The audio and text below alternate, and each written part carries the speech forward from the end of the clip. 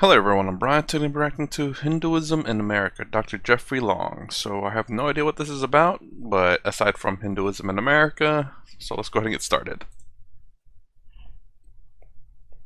It is my privilege to welcome a longtime friend of the Vedanta Society of New York and also a good friend of the Vedanta community as a whole, Dr. Jeffrey D. Long.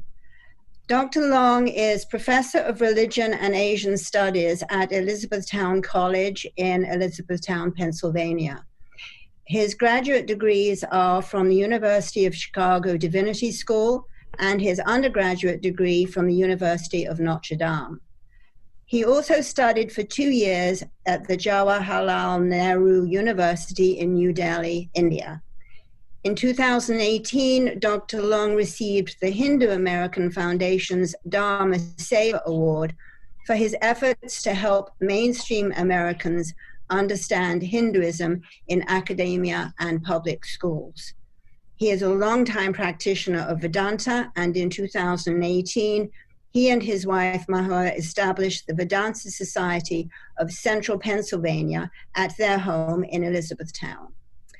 Dr. Long is the author of several books, including A Vision for Hinduism, Jainism, an Introduction, The Historical Dictionary of Hinduism, and of course, his recently published book on which he will speak today, Hinduism in America, A Convergence of Worlds, published by Bloomsbury Publishing. I know that Dr. Long loves questions, so there will be time for that after his talk. Jeffrey, as always, welcome. Thank you so much, Diane, and thank you, Maharaj, for inviting me. And I've always enjoyed coming and speaking at the Vedanta Society of New York and getting to see all of you in person. So this is the next best thing that we can do in our pandemic situation. So I'm very grateful to you for inviting me to share my work with you today. I wonder if I could share my screen, if that would be possible. So hopefully everyone is now seeing here where it's you have the cover of the book, Hinduism in America, A Convergence of Worlds, and hopefully I'm audible to everyone.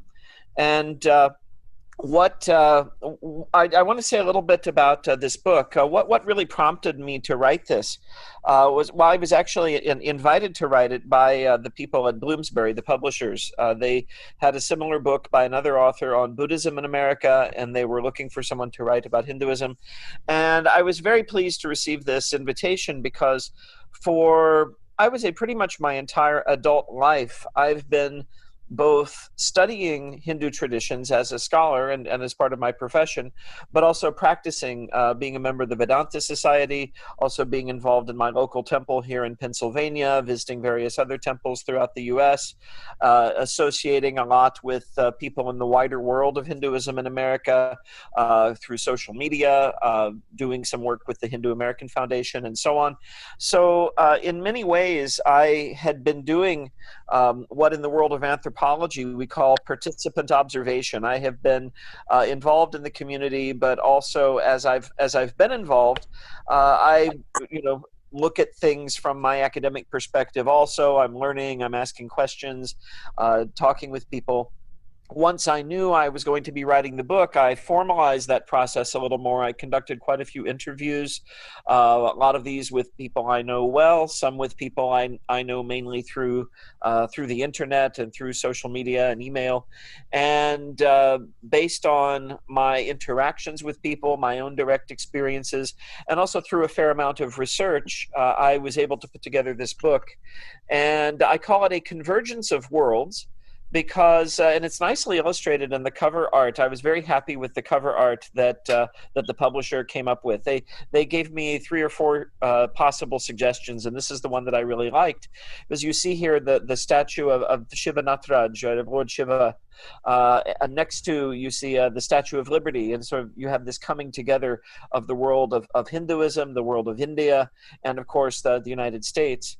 And Real quick.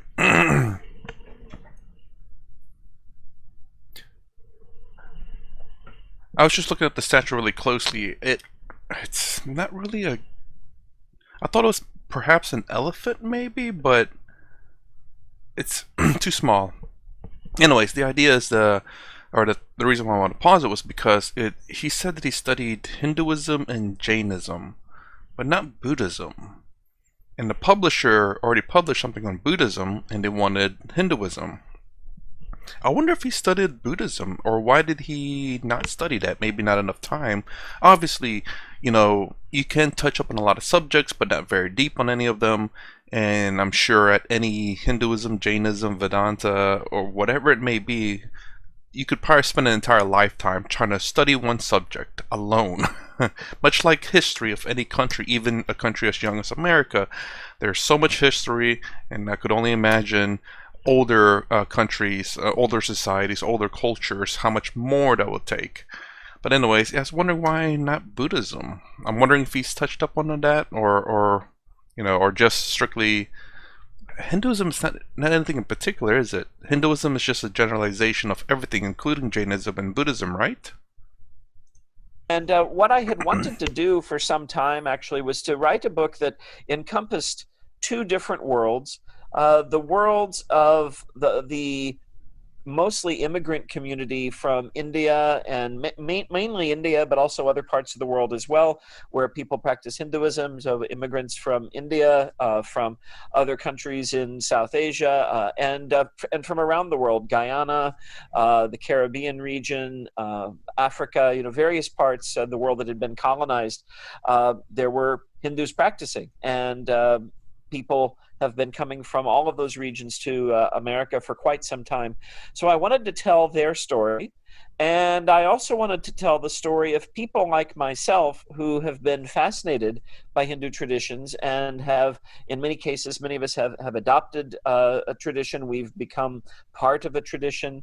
And I'm sure many of you are familiar with the work of Philip Goldberg. Phil is a good friend of mine, and I believe he's spoken at the Vedanta Society of New York probably more than once. And his work, American Veda, talks about this group of people. And I wanted to do something that would encompass both of those and show how they're really coming together, that you can't make always a very sharp distinction between people who've come to the tradition from outside and those who've grown up with it, because we're intermixing and intermingling more and more all of the time. So that's the convergence of worlds that I'm speaking of here. So in my presentation today, I'm not going to try to summarize the entire book. There's quite a bit of material there.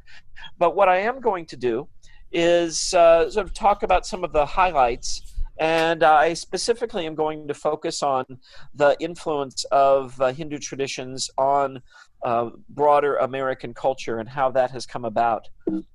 So if you look at this data from the Pew Research Center, which is a very reputable center that gathers data on religious topics all the time, there are roughly 2.25 million Hindus in the U.S. That is, people who self-identify as Hindu. They're asked their religious affiliation in the survey, and they say Hindu. So about 0.7% of the population of the U.S. So it's a relatively small group. However, there was an article, it's now been a little over a decade ago. And if anything, it's probably even more true now than it was when it came out. This editorial was put out in Newsweek by Lisa Miller. And it caused a little bit of a stir in the social media world, called "We Are All Hindus Now." And the basic premise of her piece was that if you look at the attitudes of Americans as measured by the Pew Research Center on several important issues, the attitudes and the beliefs that most Americans tend to hold seem to reflect more of a Hindu sensibility than one might expect, given that the identification of most Americans religiously is with Christianity. So there are a number of examples cited in the article. 65% of Americans, according to the Pew Research Center, believe that many religions can lead to eternal life. Yeah, and that's the thing too. Now, again, like I said, I said before that. I mean, the culture or the ways of America has been changing to be more accepting, a lot more accepting. The fierce concept of you must be Christian or must be Catholic or whatever is dying down.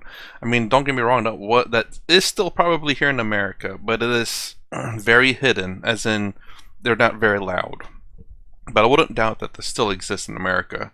And then you got to look at I remember the big push with gay marriage in churches, and they were getting a lot of pushback with that too. Don't get me wrong, there's still some churches who push that says, that's a sin or whatever, and there are a lot of a lot of churches that were, kind of on the border where like they didn't know, but a lot of their, I guess, followers, thought that, yeah, why not? I mean, so long as people are happy, so long as they, they're two sane adults and they're willing to do it. I don't know how they're not like crazy, or they're not willful of doing it. That's the thing.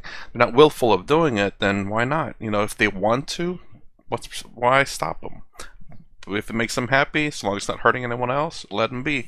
And yeah, I've heard a lot of churches were kind of dying out that pushed that message, and now they kind of lax up into it, saying, okay, maybe not, because otherwise that church is going to die because no one wants to go to there. It's considered pretty bad.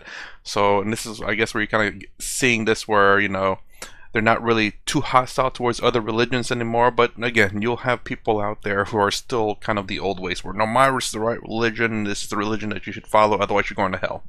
65% is a lot. That's 2 out of 3. That's a very, very large percentage. And this is, of course, a widely held teaching in the Hindu tradition. Of course, it's very central to the life and teaching of Sri Ramakrishna. The idea of many paths, many roads leading harmoniously to the ultimate goal of realization. And yet, about 2/3 of Americans also hold this view, despite less than 1% of Americans actually identifying as Hindu. So this belief has become very widespread, and it is not the traditional teaching of Christianity about eternal life. There are Christians who believe this and have always believed this, but the dominant view has been that there is just one way, and that people need to convert to Christianity to reach salvation. So given that some 80% of Americans identify as Christian, it's quite a surprise then to see that 2/3 believe that many religions can lead to eternal life. That's good. This includes 37%, more than a third, of white evangelical Christians. I put a little exclamation point here because this is just not something that one would typically expect.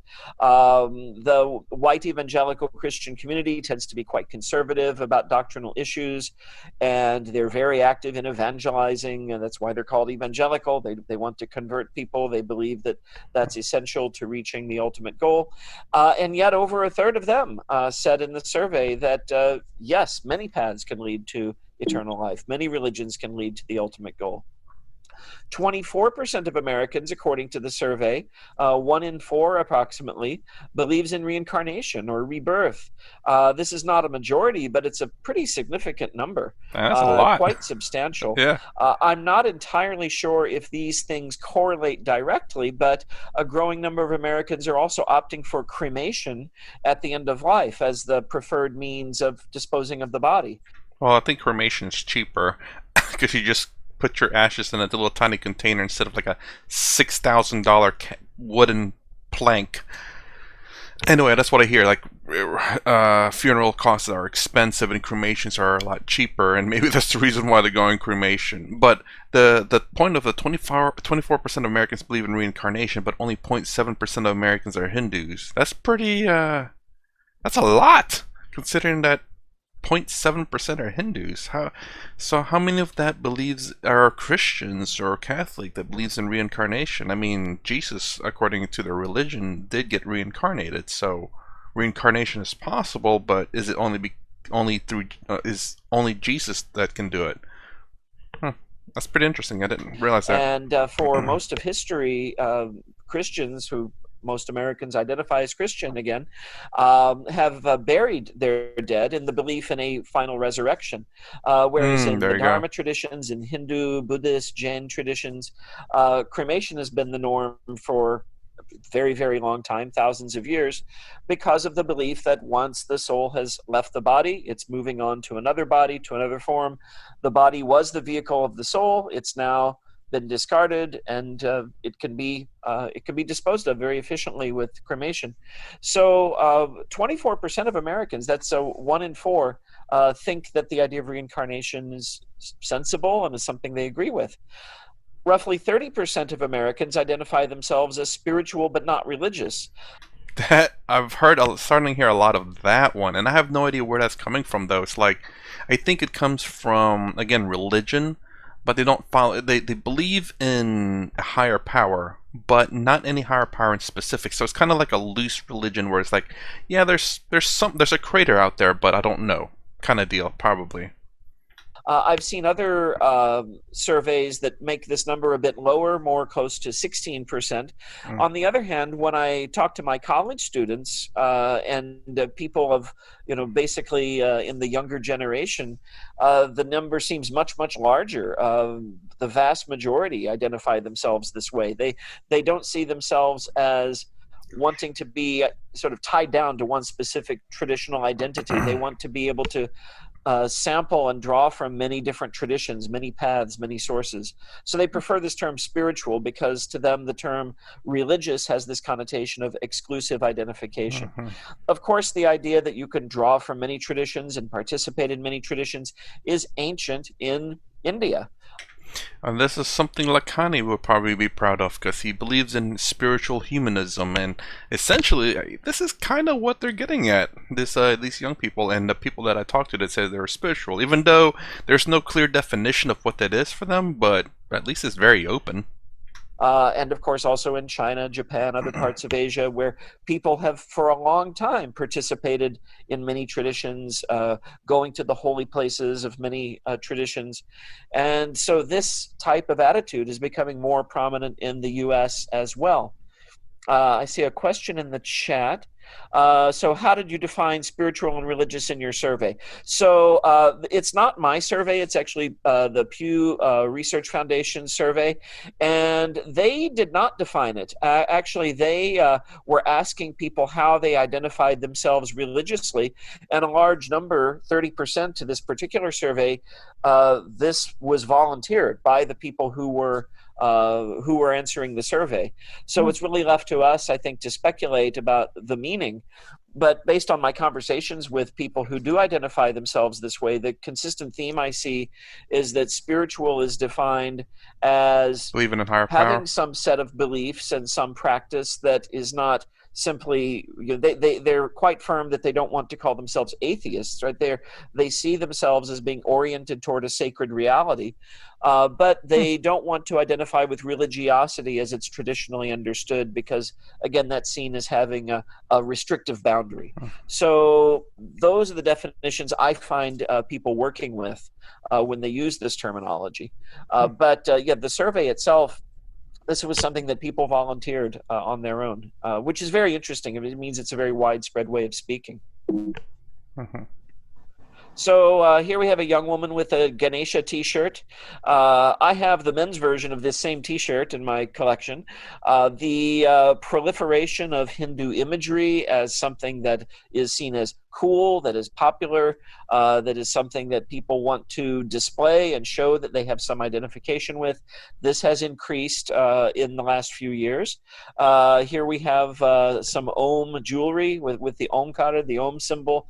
I've had quite a few students through the years, after they take a course with me or near the end of the course, they would tell me they want to get an Om tattoo. And is that appropriate and respectful? And are there certain parts of the body where they should or should not have that done, and so on. I remember the first time I was asked this, I said, I have no idea. So I had to do some research on it. People have actually been getting mantras tattooed on their bodies in different parts of India for many, many centuries. It's not unusual. And in fact, I see it quite a lot when I'm traveling in India. So the Om symbol is very popular as a tattoo, as jewelry. You also see the lotus flower, and again, images of deities. So some of the figures associated with this, I'm going to come back to some of these people later, but right now I'm just doing sort of a quick overview. Some of you might be familiar with George Harrison of the Beatles. This song, My Sweet Lord, was the biggest hit of 1970. It was one of his first solo records after the Beatles broke up, and it contains prominently within it the Hare Krishna mantra. George Harrison was very close to A.C. Bhaktivedanta Swami Prabhupada, the founder of ISKCON, the International Society for Krishna Consciousness. And he was a very devout bhakt, a very devout devotee of Lord Krishna. And it's included in this song. I mentioned this song in my book. I have a preface where I talk about how I became drawn to Hindu traditions. And I mentioned that my first encounter with the tradition was actually not with a book or with people actually practicing the Hindu tradition, but it was hearing this song, which was very popular and was on the radio, and my father would play it, and so that Krishna mantra was something that I felt very drawn to. It was very beautiful, and in the song there's this sort of chorus that's singing Alleluia, Alleluia in the background, which is of course a traditional Christian prayer, almost like a mantra, you could say. And then it merges into and becomes the Hare Krishna mantra. And you can tell in this song that George Harrison is saying that, you know, these paths are the same. They lead to the same ultimate goal. They're singing to the same Lord that he's calling out to in the song. Much more recently, this is an international kind of a super group called Super Heavy. The man in the middle there is Mick Jagger from the Rolling Stones. He's right there next to A.R. Rahman, famous Hindi composer and singer. And their first big hit song was called Satyameva Jayate. It's of course the national motto of India, the truth alone triumphs. And the songs on the album are a blend of rock and roll, blues, Hindi songs, there's hip hop. It's sort of like an international blend. And these Hindu themes are prominent in it. And of course, A.R. Rahman is very much there. This is the actress Julia Roberts. It's maybe not that well known, but she's a practitioner of Hinduism. Here is a picture of her at her local temple. She also takes her children to the temple. She was never very public about this, but she was in the film Eat, Pray, Love. Here's a poster from Eat, Pray, Love. Eat, Pray, Love is based on the true story of Elizabeth Gilbert, who was an American who was drawn to Siddha Yoga. And she spent some time at their ashram at Ganeshpuri and learned to meditate, and this became a very important part of her life. And this is very well depicted in the film Eat, Pray, Love. And when Julia Roberts was being interviewed about the film afterward, someone said to her, was it difficult for you to play this role and to relate to this character? And she said, no, not at all, because I practice Hinduism myself. And that was the first time it became known, but she had for many years been seriously practicing. Yeah, I wouldn't doubt there's a lot of people out there who practice Hinduism that are kind of closeted, you could say. It's not, again, 7%, 0.7% of the population is Hinduism, but, I think for the most part, I think they're just afraid of what people think, but at the same time, I think most people don't really care. You can be whatever you want, as long as you're not forcing your ideas on anyone. So I think it's kind of one of those lines where it's like, I don't know if I should say it, because, again, America is pretty much Christian dominant, but I think most people are very much accepting over here. So, I mean, yeah, that's all I guess I have to say about that one. And it's very interesting to see a lot of, I guess, celebrities that might be into Hinduism or other Eastern philosophies or religions come out and say what they are. I mean, then again, it's not really important to say, "Oh, I'm Hinduism. Pay attention to me." It's just like that's what you practice. So be it. You don't have to freaking spill your life out into the world or what you practice. Quite a few celebrities are drawn to Hindu traditions. If any of you are fans of the old series MASH, the character of BJ Honeycutt, played by Mike Farrell. Mike Farrell is a devotee of Satya Sai Baba, and very serious meditator, very serious about Hindu philosophy. Another. Wait, is that 3M's mentor or guru?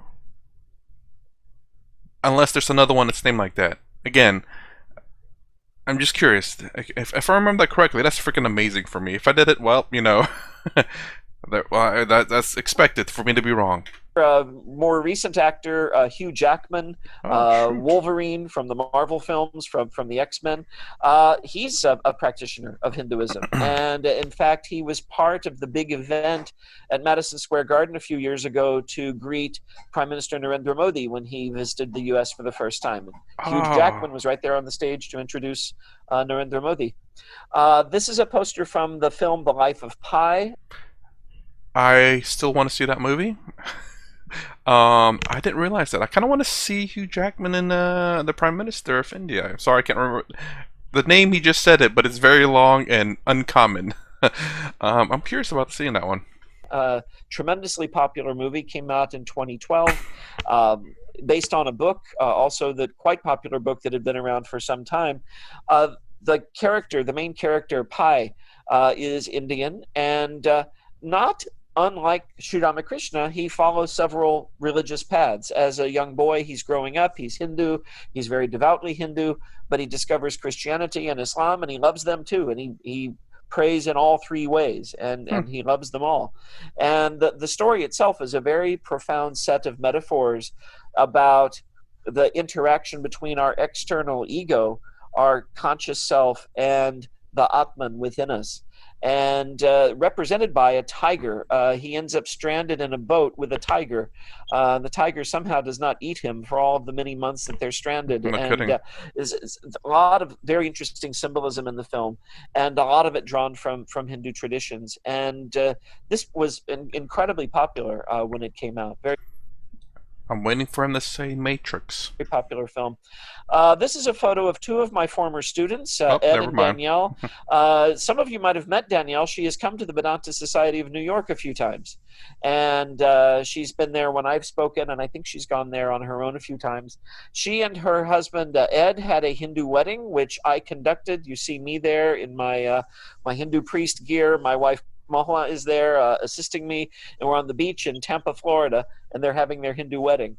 This is becoming more and more popular. My teacher, who taught me how to do these weddings, Dr. A.V. Srinivasan, he says many people are becoming drawn to the Hindu style of wedding because it's a very beautiful and very meaningful ceremony. And when you've done this ceremony, there's a real sense of the souls of the two members of the couple really sort of coming together on an even deeper level than the sort of traditional, I do that we have in the Western world. So a lot of people are drawn to this type of wedding. I will say this. Again, I've never seen the Christian. I've never seen the Hindu wedding, but my belief is the fact that I think I don't believe the Hindu wedding makes them closer. I think just because of who they are, and I'm wondering if it's because of them being Hindus or learning the ways of Hindus, Eastern philosophy, whatever it may be, it draws them closer. Christian wedding, you have the Western mindset of external stuff. So even though it may seem like it's very sweet and whatnot, sometimes it's not. But like I said, the thing about Western being more external and Eastern being more internal, I think the reason why it seems more profound or stronger bond or love or whatever you want to call it is because of assuming because they follow Hinduism and went with a Hindu wedding is because they did look internally and are not selfish people for the most part. So it means that whenever they do want to get married, it's because they are genuine. I don't know how to describe it, but in a sense, they discover themselves. They're not selfish, and they appreciate. Whereas the Western wedding, for the most, or some parts, let me say that, don't really look inwards. Generally not appreciative. It's a different mindset, different culture. I don't know how to say that, but it's just the mindset of someone who studied Eastern philosophy and who's genuinely followed it versus the Western philosophy, which is all external and not quite good in terms of relationships. It's not to say it's all bad, it's just it's starting to get bad. So how did this all happen? How did Hinduism become cool in America? And there's a very interesting history behind this. The first record we have of an American who was very drawn to and very interested in Hinduism was actually the second president of the United States, John Adams.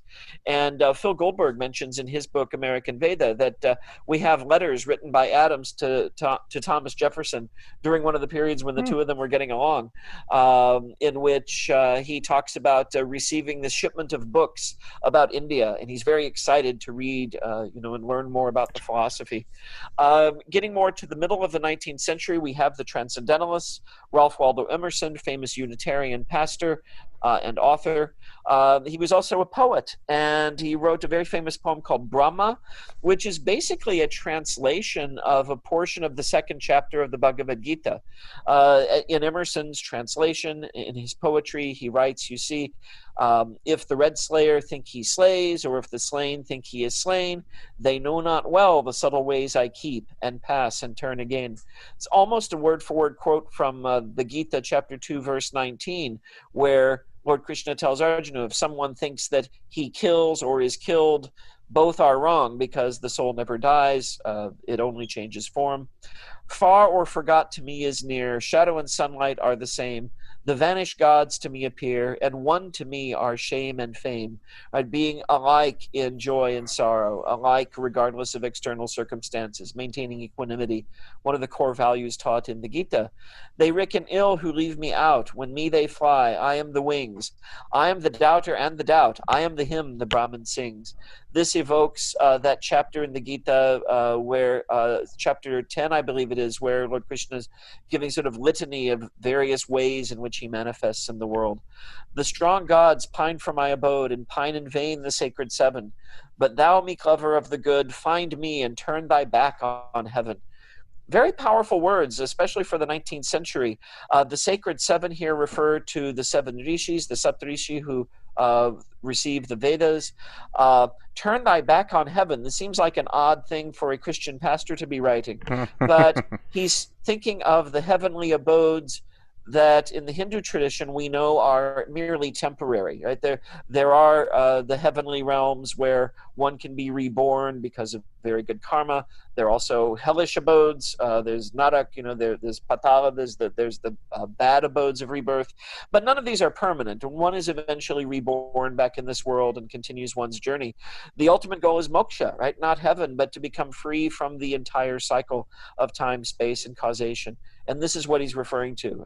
Find me, that is, find Krishna, right? Find the infinite, and turn thy back on heaven.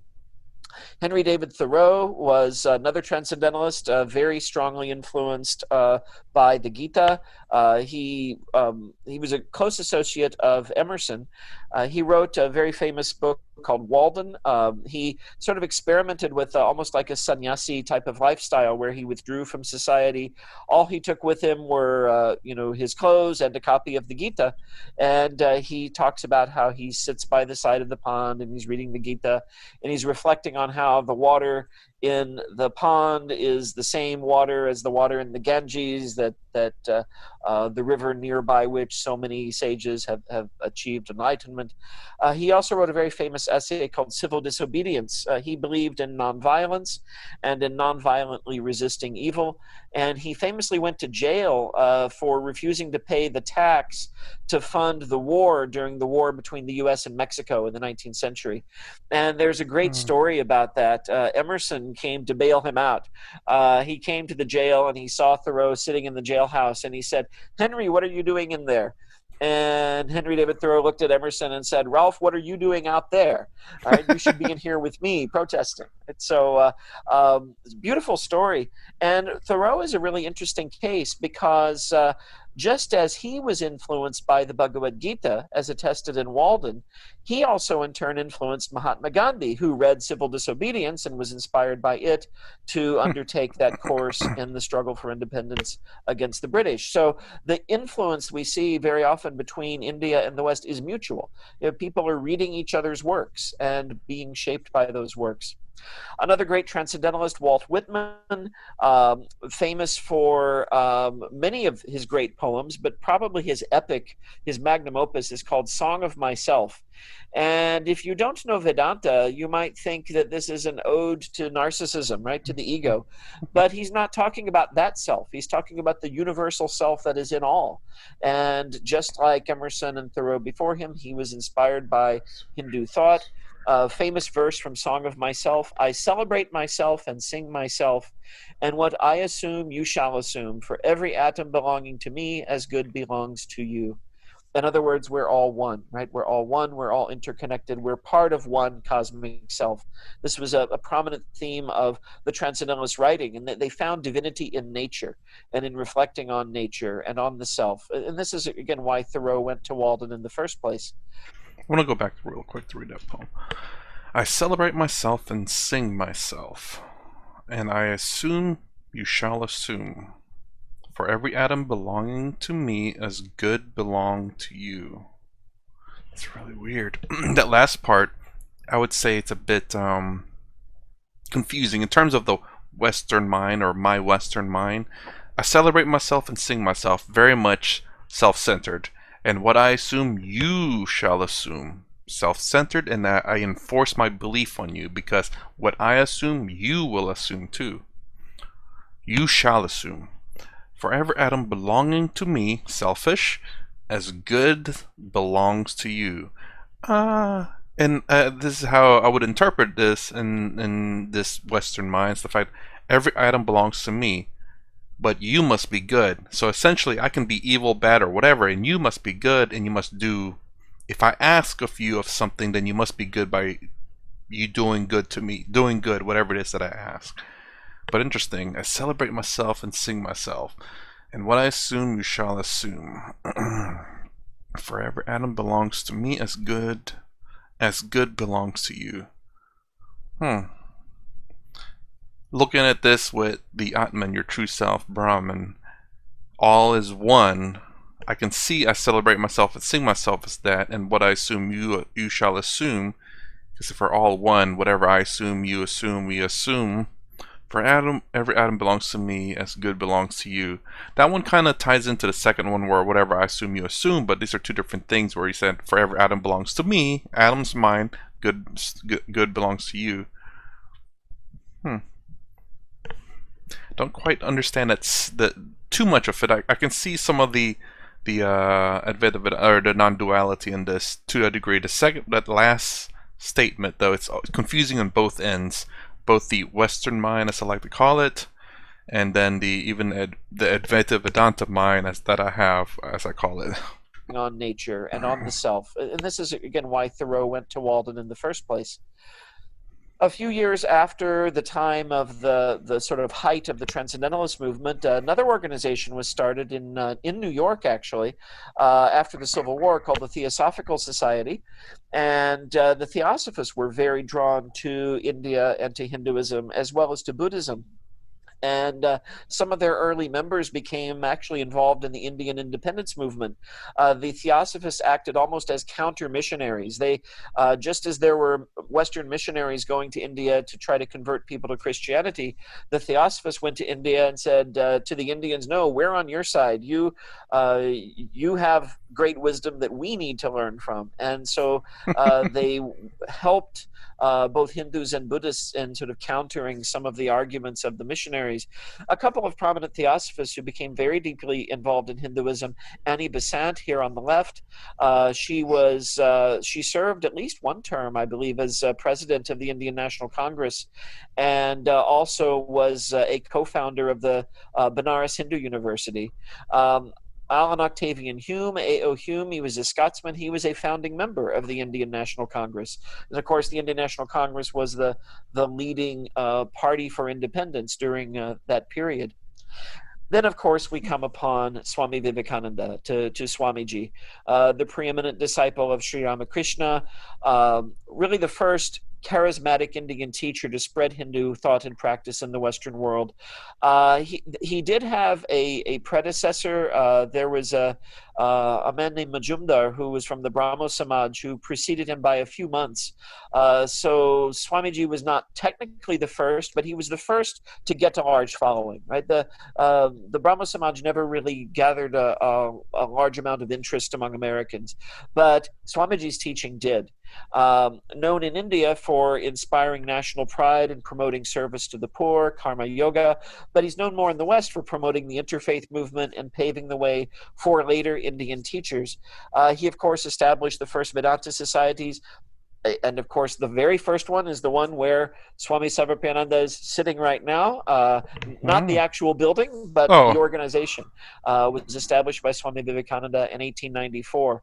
And the Vedanta societies played a major role, especially in the first half of the 20th century, for really laying the foundation for the more widespread American interest and fascination with Hinduism. That's actually pretty cool. Of course, not the original building. Yeah, I mean, I guess, for it to survive that long would have been freaking cool too. So this is the original building back in 1894 when Swami Vivekananda came over here and built it. I'd be like, wow, that's a long-standing building there. But yeah, and it's really cool. Swami Sarvapriyananda is still part of the society which Swami Vivekananda created. That's actually pretty cool. I wonder how many other societies are from the creation of Swami Vivekananda. Man, I'm a Vivekananda. Obviously the one that Swami Sarvapriyananda's in, and I wonder what other societies out there that Swami Vivekananda started. Just curious. The one we know of already.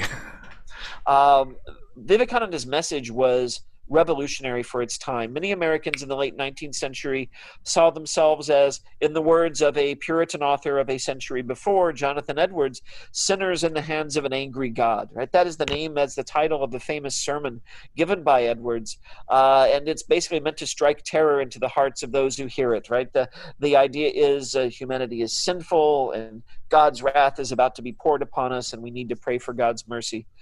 Contrast that with Swamiji's message of the inherent divinity of all beings. Right? These words I'm about to share with you were, imagine you're coming from this sort of very conservative Christian context. Right? The words of Jonathan Edwards are still ringing in your ears. Sinners in the hands of an angry God. Swamiji comes from India and says this: "Children of immortal bliss, what a sweet and hopeful name! Allow me to call you, brethren, by that name. Heirs of immortal bliss. Yea, the Hindu refuses to call you sinners. We are the children of God, the sharers of immortal bliss, holy and perfect beings, divinities on earth. Sinners, it is a sin to call a man so." And so these were really, this was a message that was quite revolutionary at its time. And Swami Vivekananda was really a very polarizing figure because a lot of Americans were ready for this. They were excited to hear this message. And the foundation had already been laid by the Transcendentalists and the Theosophists, by the Unitarians. There were a number of movements that were sort of very open to this way of thinking. And when Swami Vivekananda came, he sort of crystallized this into a very clear message of Vedanta. It's really weird, and why did it not get popular in America? 7.7% again. But 30% believes in, are very much open now. I don't necessarily believe that's coming from Hinduism itself, but just from religion, where they're starting to realize that religion's so restrictive, so they kind of, like you were saying, they're spiritual, which is, I mean, just a loosely based, I want to say a loosely based religion, but just, they realize that maybe there's something more out there. So they're saying they're spiritual, which is, again, it's very loosely defined, even according to Jeffrey over here. But yeah. So, and I have a feeling that those people that are spiritual will very much be Hinduism, very good Hindus, because again, this is what attracted me to Hinduism in the first place. It was just so open. It's not so restrictive. There are many paths. I'm sure there are probably some wrong paths, but I just don't know what it is. There's a wrong path. Not doing it, I guess. I don't know. I'm sure there's some wrong paths, obviously, but there are many right paths. There is not one strict path that you have to follow. You find a path that works for you and you work at it. as opposed to all the religions that's already established here, which is just literally a narrow road with large buildings on the side, and you have to turn sideways to walk through it because there's no other movement. You just have to walk your way through that. Unlike in Hinduism, where it's just freaking wide open, just different paths climbing up the mountain. On the other hand, there were the more conservative forces of resistance that saw this as heathen blasphemy, sinful. And you have to remember, too, the era in which Swami Vivekananda came, slavery was still a living memory. At this point, it was only 1865, right? Not even 30 years before Swamiji came to America, that the Civil War had ended, and Jim Crow was very much alive. When Swamiji traveled in the South, he faced difficulties. He sometimes had to sleep outside because there were hotels that were whites only. And someone once asked him why didn't he explain that he was not of African descent, that he was Indian, and so on. And he said, I could never benefit from a policy that harms someone else. So he would rather sleep out in the woods than stay in a hotel that excluded someone because of their race. My thinking right there. Oh my gosh. Sorry, this is what I said to my other friend who is into politics, and the only sign I want to see outside the building is who they do not serve. Because then I'll identify as whatever that is. If they say they don't serve black people, well, I just so happen to be black. If they don't serve females, I just so happen to be female. If they don't exclude anyone, then I'm invited. But if they exclude anyone, I guess I just can't be shopping over there. Because for some weird reason today, I feel like that's me. Whatever that is, you don't serve dogs. Well, that's a little bit weird, but I might happen to be a dog or something. Well, no, obviously in most restaurants, they don't let pets allowed, but service dogs or service animals they'll let. But yeah, if there's a place, regardless of whatever they serve, if they exclude anyone, depending on what they exclude, I know I have to put a asterisk there because there are people out there who are terrible and they won't serve them. But if they exclude a group of people, if it's based on their race, their gender, or whatever, I just so happen to be that. And I love the fact that he said that. That again! I wonder if this is supposed to be my Swami. I am born late! Nah. Sorry. And so this really was one of the, you could say, early indicators of the cultural split in America. And we've seen this, of course, right up to the present day. We just had a very, very divisive election. And on one side, you have a party that argues for, against immigration and very much more for what they see as traditional American values. You have another party that's very much about diversity and, many paths, basically. And so this split is not new. This goes all the way back. It was just as much the case in the 1890s as it is today. And so Swami Vivekananda was sort of a lightning rod for this controversy. But enough people were moved by him. Enough people were drawn to his teaching that many, many other teachers came from India and found America in many ways a friendly place for their teaching. They found a following, people who were receptive to their message, and they also all faced resistance to varying degrees. Like I said, you come to America even today, you'll find most people friendly, but you'll still find some a-holes out there. America, you gotta love it for what it is. I mean, I'm sure that's most countries anyway, so there's no difference. You come to any country, most of the people are great. There are going to be some a-holes out there. The first, beyond the other disciples of Sri Ramakrishna who came in Swamiji's footsteps, other teachers who came, the first prominent was Paramahansa Yogananda. And that's where we'll stop. That way, that's a great stopping point for the next Swami or Guru, not sure. Anyways, at least it's a nice pausing topic. I really like this. Actually, it's very interesting. This goes back to the other topic, the other person that talked in Swami Sarvapriyananda's place. Sorry, I'm terrible with names. It was the female that talked. She exclusively talked a lot about about Swami Vivekananda and his interaction with females. And again, I would love to have a deeper story in his interaction in America, like in the North and the West and the South. I'm curious. I love the fact. I hated the fact, but I love the fact that Swami Vivekananda slept in the streets because he says, I'd rather sleep in the streets than to sleep in a place that excluded anyone. Because that is my following. That is my, I wouldn't say teaching, that is my following. Yeah, if there's a place that excludes someone, I am not going there. I don't care who they exclude, for the most part, unless unless if it's one person, that's a different story, because, you know, they could have went in there, trashed the place. Like, you're not coming back in here again. But it groups of people. So, yeah. The same teachings that I follow Swami Vivekananda seem, or the things that I've thought about in life and things that I've have as a value, I guess, value maybe, I guess that's a good word, is what Swami Vivekananda does, and that's, I love it, honestly. And I am, for now, seem to be a lot of the things that I've thought about and followed, it seems to be what Swami Vivekananda has been teaching and doing too, so I definitely gotta look into more of to his. I wonder if they documented Sri Ramakrishna, and how much he's done in his ways and stuff, examples and things. Anyways, that's the end of the first part of Hinduism in America. I'm really enjoying this. I hope you guys are too. It's very interesting. I didn't realize Hinduism, it was in America to some degree, and I still find it weird that it's been here for a while, but it's so small, 0.7%. But, you know, what can you do? Anyways, that's the end of this reaction. If you like my content, please consider subscribing. Thumbs up, thumbs down below. Thanks for watching. I'll see you in the next vid.